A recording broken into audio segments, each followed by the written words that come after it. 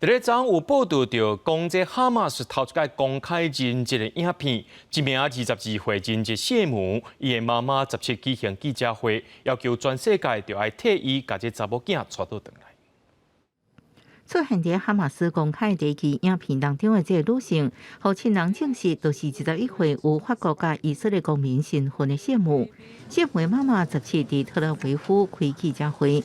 因为影片当中认出查某囝，感受查某囝迄时阵的惊吓。I didn't know if she's dead or alive until yesterday. All I knew is that might be kidnapped. She had other medical problems, and she must get medical care. And I demand to bring Mia home. At the same situation that she is now. She's hurt now.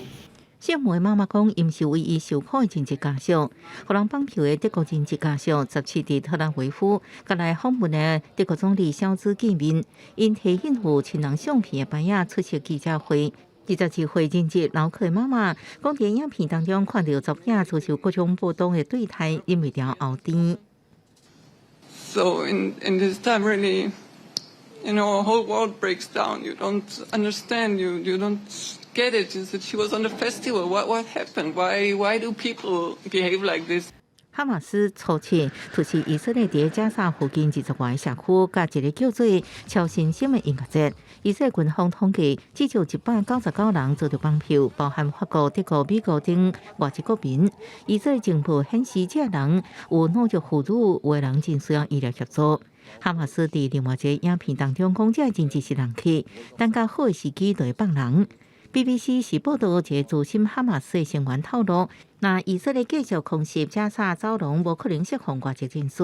为解决以哈冲突甲人质的问题，德国总理肖兹17甲以色列总理纳坦雅胡见面，搁伫18去埃及，甲总统塞西参详加沙的人道救援问题，都是希望赶紧救出人质。